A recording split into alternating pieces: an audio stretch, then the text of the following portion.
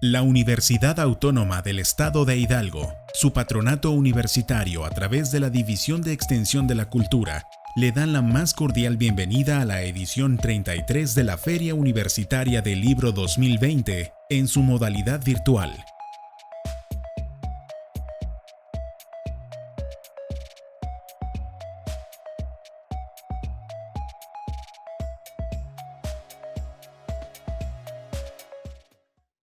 Hola, ¿qué tal? Me llamo Carlos Hernández Armas. Bienvenidos, bienvenidas a esta charla. Es para mí un gusto estar compartiendo con ustedes este medio virtual y esta Feria Universitaria del Libro en esta nueva modalidad. Espero que este tiempo que compartamos sea productivo, interesante, ¿no? Voy a comenzar compartiéndoles mi pantalla, eh, ya que me gusta usar estas herramientas, ¿no? Creo por la costumbre de la docencia, ¿no? Y también porque facilita el comprender algunas cosas. Entonces son poquitas diapositivas. El tema que les voy a compartir se titula ¿Qué significa ser inteligente? Reflexiones sobre el concepto de inteligencia desde la psicología. Yo soy psicólogo, soy maestro en educación y doctor en ciencias sociales y voy a combinar un poco estas disciplinas para tratar de responder esta pregunta básica respecto a una de las categorías centrales de esta FUL, ¿no? Que es la inteligencia. Entonces, por eso el tema, tratando de situarnos en nuestro presente, en qué vamos en las investigaciones respecto a inteligencia en psicología. Y para ello, pues también voy a hacer un poco el recuento histórico de cómo es que hemos llegado hasta esta conceptualización en el presente. Voy a utilizar algunos hallazgos a los que he llegado en un par de investigaciones que he realizado. Entonces, pues voy a comenzar. Lo primero que les quiero compartir es que, si somos justos, en realidad, históricamente han existido más desacuerdos que acuerdos en relación a los conceptos relacionados con la inteligencia.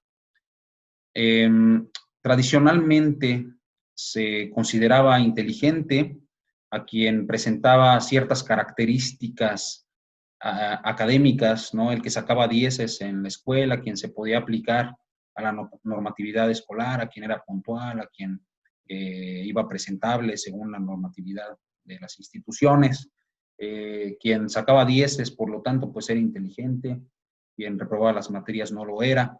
También se ha relacionado la inteligencia con este estereotipo del éxito de países como el nuestro, ¿no? Este estereotipo que hemos interiorizado del hombre exitoso en bonanza económica, con un desarrollo profesional próspero, ¿no? Entonces decíamos, quien logra cumplir con este estereotipo es inteligente, quien no lo cumple no lo es.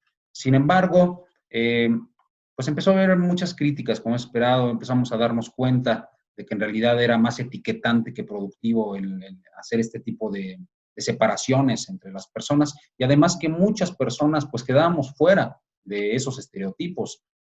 Pensemos en el agricultor que enfrenta las inclemencias del tiempo y logra dar una cosecha, no se consideraba desde estos preceptos como inteligente. O pensemos en los deportistas que entregan su vida al entrenamiento y que logran niveles de fortaleza física elevados. Entonces, incluso a lo mejor hemos escuchado que se dice, pues es que es muy bueno en el deporte, pero no es nada inteligente. O un músico, o estas personas que cumplen un oficio y que no necesariamente requieren o desarrollan las habilidades lógico-matemáticas o verbales, que son las pues, más glorificadas en el sistema escolar. Entonces, la mayoría de las personas quedábamos fuera con esta segmentación o etiquetación a la que llevaba el concepto tradicional de inteligencia, ¿no? Entonces, se empezó a gestar el debate en diferentes disciplinas, principalmente en la psicología, porque pues somos los encargados de estudiar los procesos mentales, cognitivos, emocionales, ¿no? De las personas. Entonces, pues fue una tarea que se nos encomendó principalmente a nosotros, aunque también a otras disciplinas como la pedagogía, la educación, etcétera.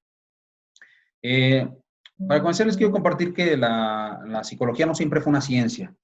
Nosotros derivamos de un área del conocimiento, de una de las disciplinas madres del conocimiento, que es la filosofía. La diferencia fue que en algún momento tratamos de demostrar, ¿no?, estos preceptos, estas reflexiones sobre el comportamiento humano, mientras que la filosofía epistemológicamente no tiene la necesidad de demostrarlo, de objetivarlo, de cientificarlo, ¿no? Entonces, por eso la escisión, por eso la separación. La psicología empezó a tocar puertas, ¿no?, en sus inicios. Trató de incorporarse en algún momento a las ciencias naturales.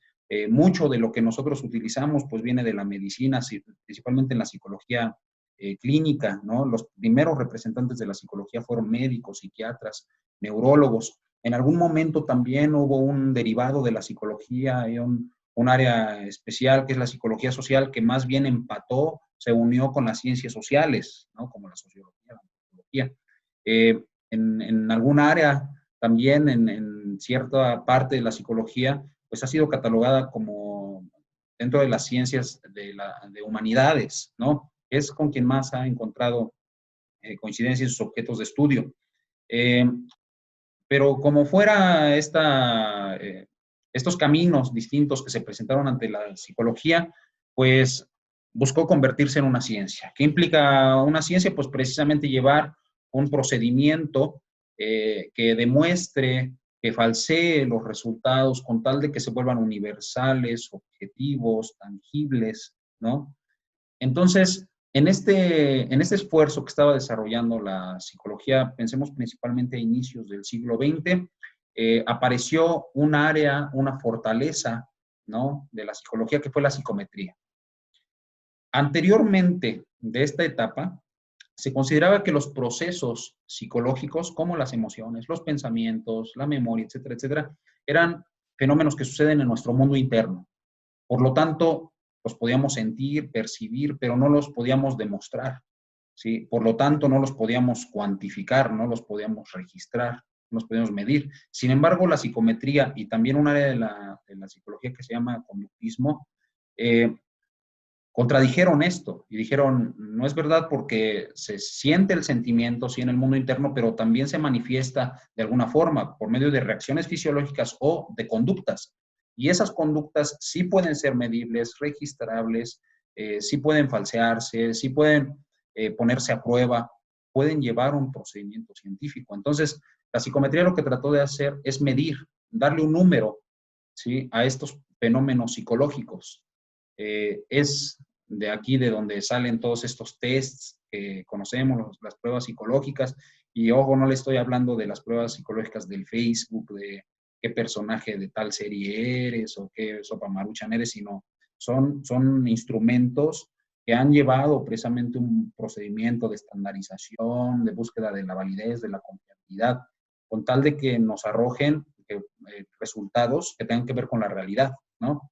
Entonces, de las primeras pruebas que se crearon precisamente fueron de inteligencia. Podemos encontrar tres hitos, tres momentos históricos en la psicología en relación a la medición de la inteligencia.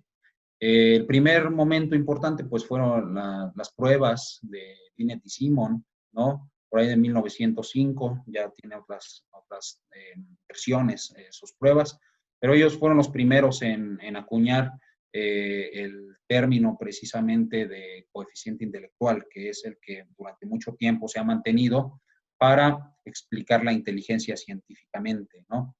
Después, en las guerras mundiales, específicamente Estados Unidos, encontró en la psicología y en la psicometría una herramienta para separar, para distinguir, ¿no?, a los buenos elementos del ejército, ¿no? Entonces, realmente en su inicio, pues no fue un fin bastante humanista, ¿no?, el de la psicometría, pero permitió evidenciar su potencial, ¿no? Las primeras pruebas que se hicieron en la Primera y Segunda Guerra Mundial, pues tenían la intención de ver quién tenía capacidades intelectuales para ciertos puestos, quién tenía, en ese tiempo se usaban términos como ser débil intelectual, ¿no? Entonces, quienes no tenían tantas capacidades para las labores del ejército y los ponían en puestos pues, más bajos. Y en algún momento estas pruebas se liberaron para la sociedad en general porque en un inicio fueron de uso exclusivo del ejército.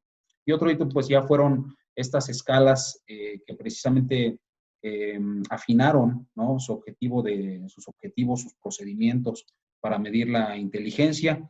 Entonces, En este punto en el que se empezaron a crear en el punto que se empezaron a crear las pruebas psicológicas, se dieron cuenta o acordaron, ¿no?, los investigadores, que la inteligencia era la combinación de una serie de habilidades, ¿no?, como la lógica matemática, las habilidades verbales, las habilidades de seriación, de clasificación, entre muchas otras. Entonces, sacaban un combinado de ellos, lo combinaban también con la edad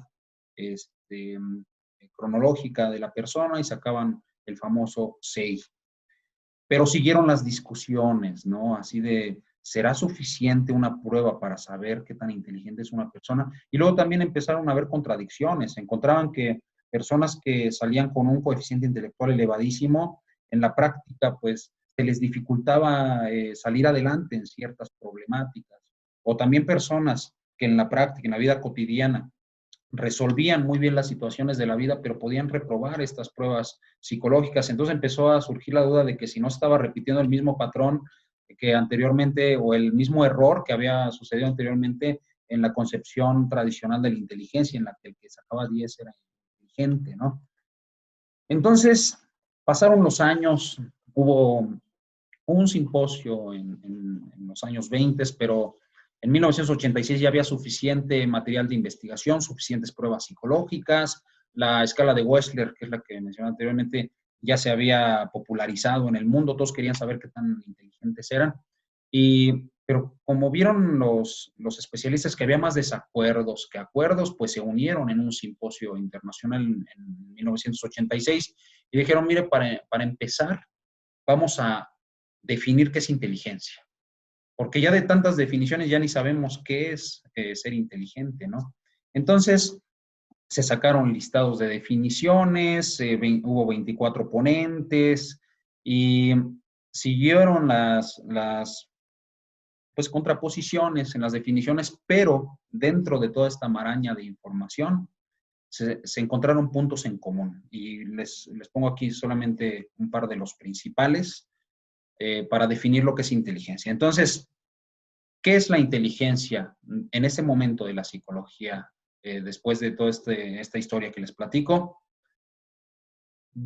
Principalmente dos características. Número uno, la capacidad de resolver problemas. Número dos, la capacidad de adaptarse. Cuando hablamos de problemas, pues no es de problemas familiares o psicológicos, sino más bien de los problemas a los que nos enfrentamos en la vida diaria, ¿sí? Se me cerró la puerta, ¿no? Y no traigo las llaves, ¿cómo lo resuelvo? ¿Sí? Se me descompuso el coche en la carretera, ¿cómo lo resuelvo? ¿Sí? Hubo una confusión en mi trabajo por unos papeles, ¿cómo lo resuelvo? ¿No? Entonces, la inteligencia se puede conceptualizar a partir de esa capacidad, ¿sí?, de resolver esos problemas. Y la segunda, la capacidad de adaptarse, de encontrar la manera de salir adelante a pesar de las condiciones, ¿sí?, a pesar de los cambios. ¿Por qué puse esta imagen en el lado derecho? Pues porque nos representa muy bien en este momento, ¿no? Esta adaptación que estamos haciendo a una exigencia sanitaria, ¿no?, en la que tenemos que comunicarnos por vía virtual, ¿no? Entonces, estos dos elementos de la definición de inteligencia en psicología se han mantenido hasta nuestros días, a pesar de que ha habido cambios y algunos agregados que ahora les voy a compartir. Llegan autores como Gardner, como Goleman, son psicólogos estadounidenses, dicen, es cierto, la inteligencia y la capacidad de resolver problemas y de adaptarse es una combinación de muchas habilidades, pero, dice Gardner, cada una de esas habilidades es una inteligencia en sí misma. No es que haya una combinación de esas habilidades y podamos sacar un coeficiente intelectual general, o el factor G, que también otros autores como Spearman decían, sino más bien es que cada una de esas habilidades cuenta por sí misma, ¿sí? Entonces, si es así, si son independientes entre sí, quiere decir que yo puedo ser muy inteligente en una de estas inteligencias y puedo no serlo en alguna otra. Entonces, en un inicio identificó 7 inteligencias, que son la musical, la corporal sinestésica o kinestésica, la interpersonal, la intrapersonal, la lingüístico-verbal, la lógico-matemática, la visual-espacial. Y ya pasado el tiempo, agregó una más. Actualmente se cuantifican 8, está en proceso de que se cuantifique una novena, que fue la naturalista. Entonces, por lo tanto, él empezó a demostrarlo con casos reales, ¿no? En que ahora sí podemos encontrar una persona muy hábil, ¿no? Para cierta área de la vida, por ejemplo, para ubicarse muy bien en el espacio y lee un mapa y luego se ubica y va a un lugar y nunca se vuelve a perder, ¿sí? Entonces, muy inteligente en lo visual espacial, pero a lo mejor para hacer cuentas, matemáticas, operaciones matemáticas, pues no le haya. Entonces, su inteligencia lógico-matemática pues está disminuida. Entonces, él llegó a la conclusión de que todos y todas tenemos algunas áreas, algunas inteligencias muy fortalecidas y otras no. Y estas que no, pues sí pueden estimularse. Sin embargo, sí hay alguna predisposición a algunas de estas inteligencias y se empiezan a notar desde los primeros años. Otro elemento al que llegaron estos dos autores y muchos otros que los han seguido es que si estamos hablando que la inteligencia es la capacidad de adaptarse, se tiene que contextualizar la inteligencia, ¿sí?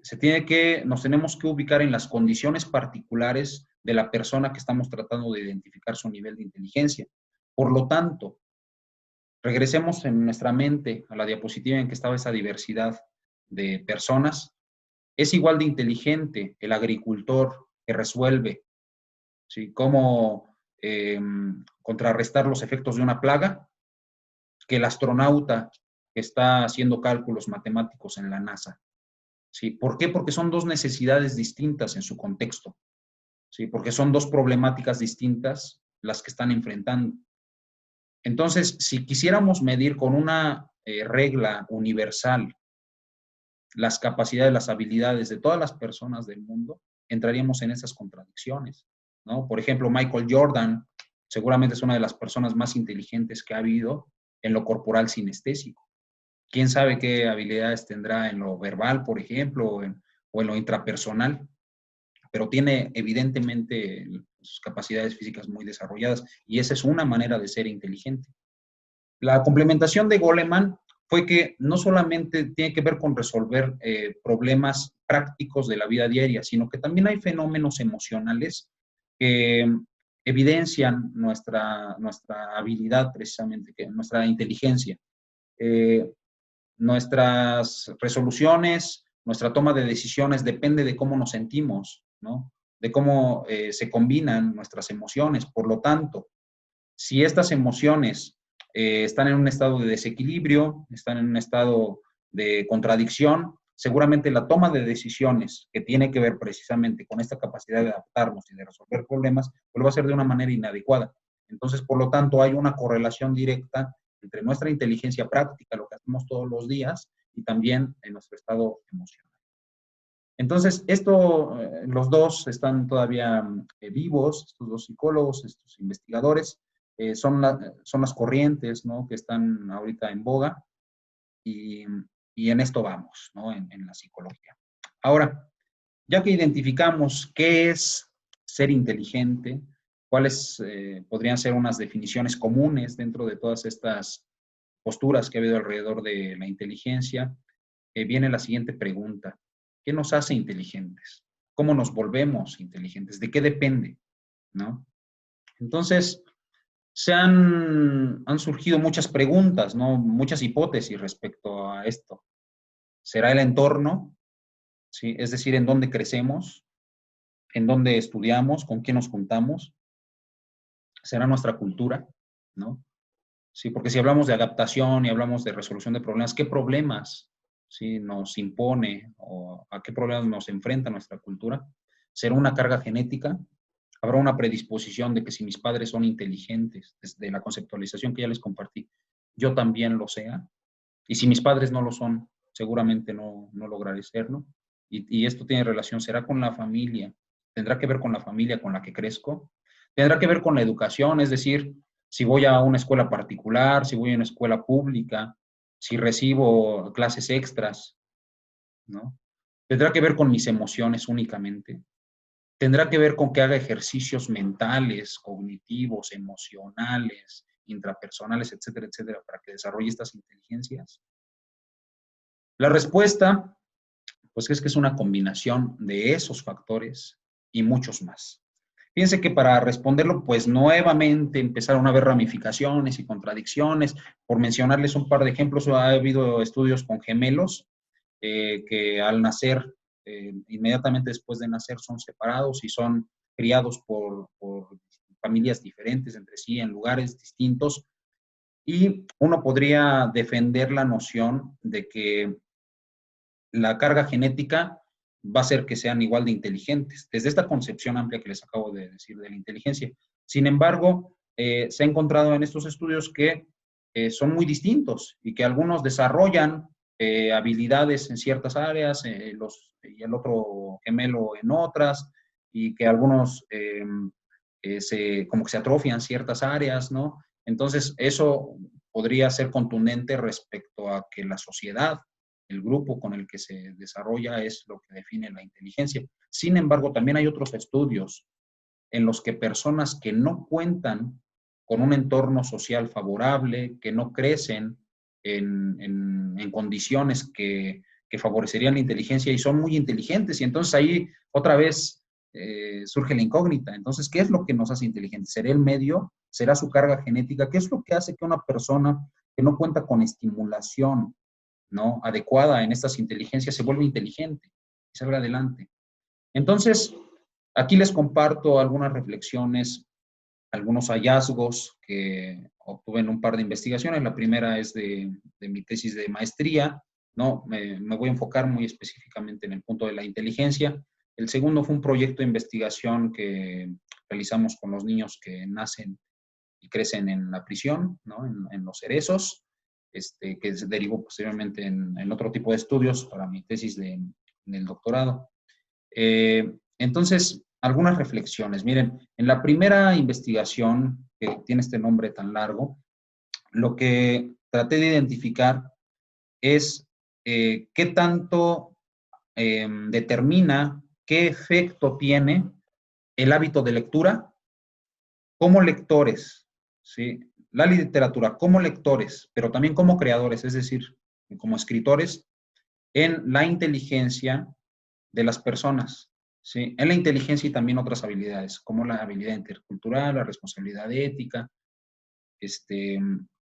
la creatividad, ¿sí? Es decir, si yo leo, si yo escribo, ¿cambiará en algo mi inteligencia? Esa fue como la pregunta de investigación.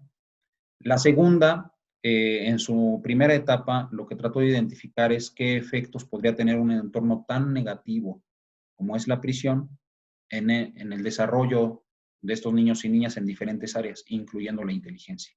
Si se dan cuenta, aquí puse a prueba la cuestión de la inteligencia desde dos perspectivas distintas, sin tratar de moralizarlo desde una perspectiva positiva, porque se le estaban dando elementos a una persona en medio de la lectura para ver qué tan inteligente se volvía, veámoslo así, y por el otro lado, si a alguien se le restan las posibilidades, ¿no? En este caso, pues, es una resta circunstancial, ¿no? O sea, que en la que los niños y niñas están viviendo estas condiciones como una consecuencia, ¿no?, de las circunstancias de sus madres, ¿no?, que están ahí confinadas. Entonces, si se les restan estas posibilidades, se afectará su inteligencia. Pues miren, los hallazgos en la primera investigación fueron que sí hay un cambio. Se trabajó en comunidades indígenas, con niños, niñas y adolescentes que no habían tenido mucho contacto con la literatura infantil y juvenil, con ciertos principios de lo que es una literatura juvenil, pues constructiva, de calidad, etcétera, etcétera, artística.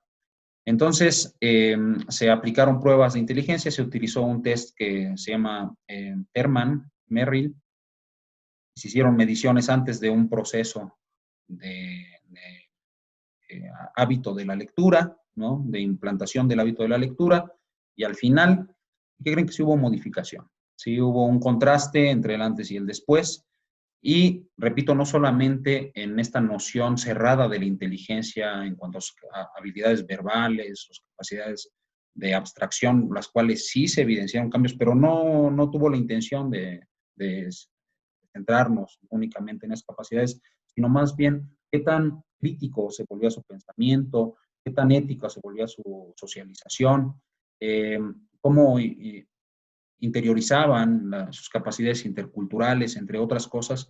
Entonces tengo que decirles que sí se encontró un contraste.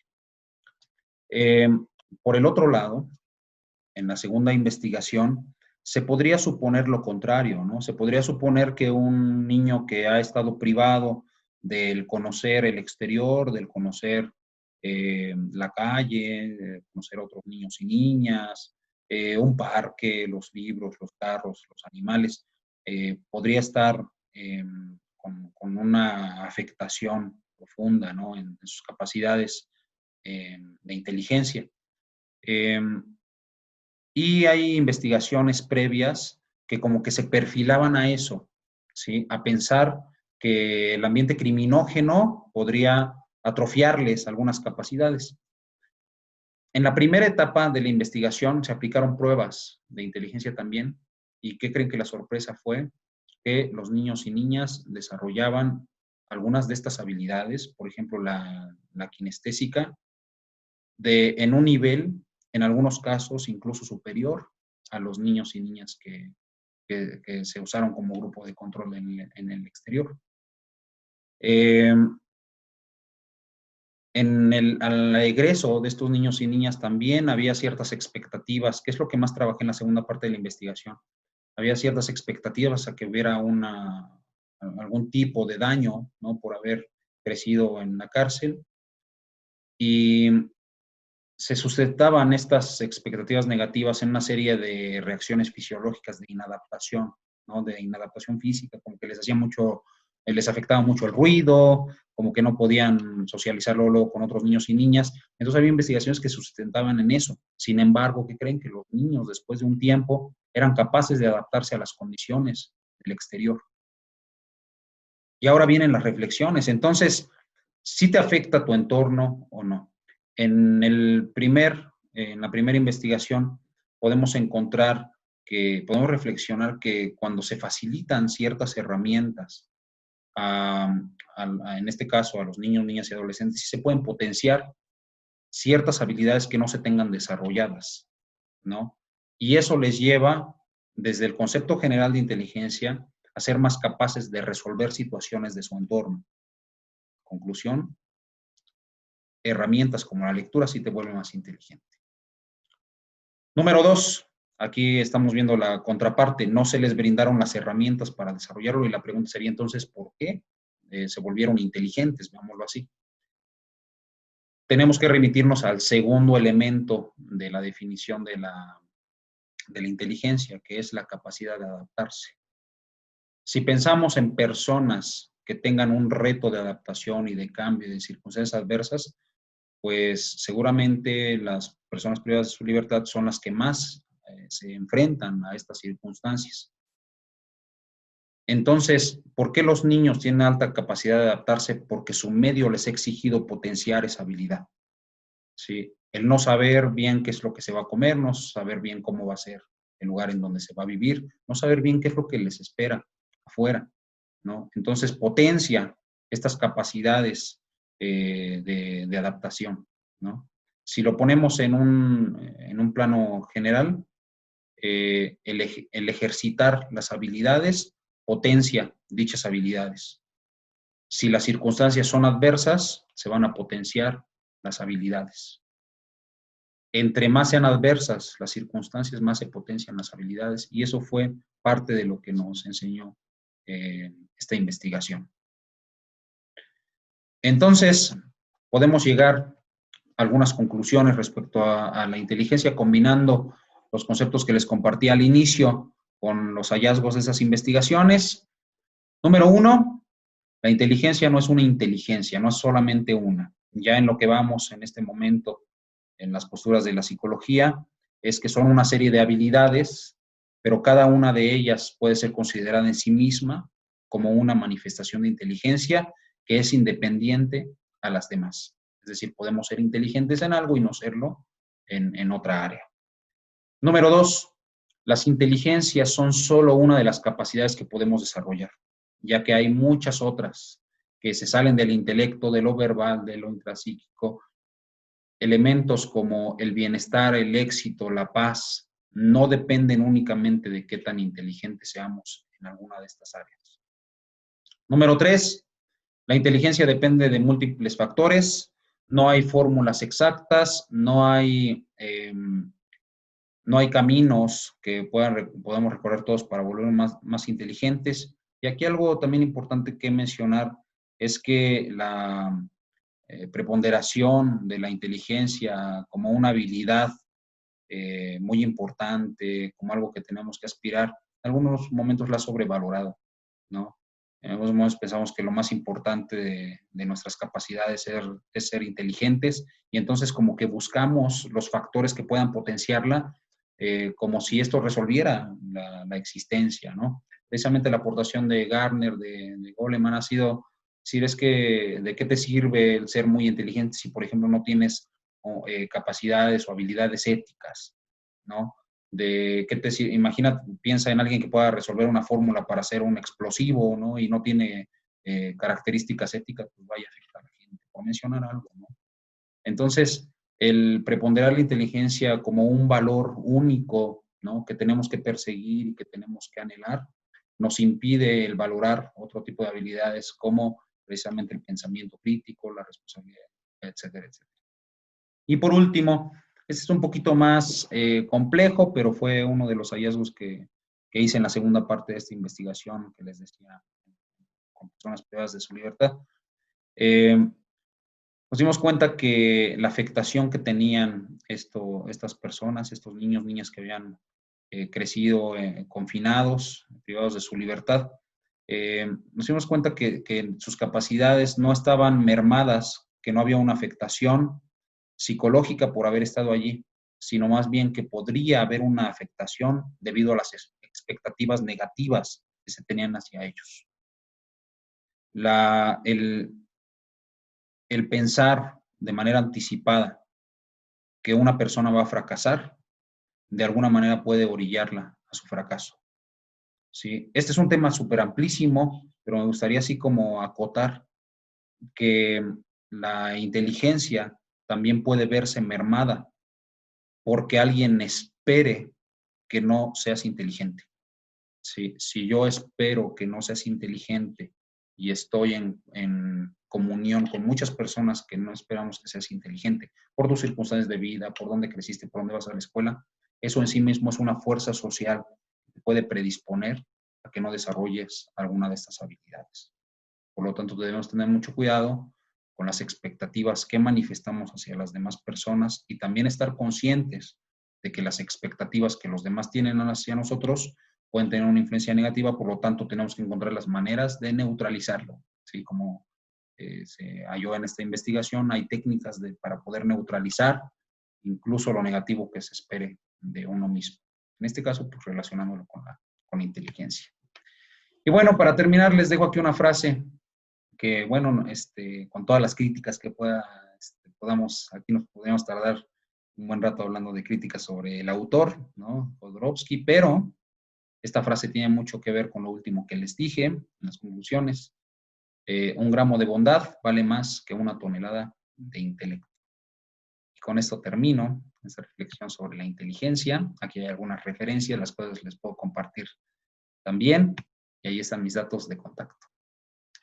Les agradezco mucho su atención. Espero que les haya sido interesante o útil. Cuídense mucho y muchas gracias.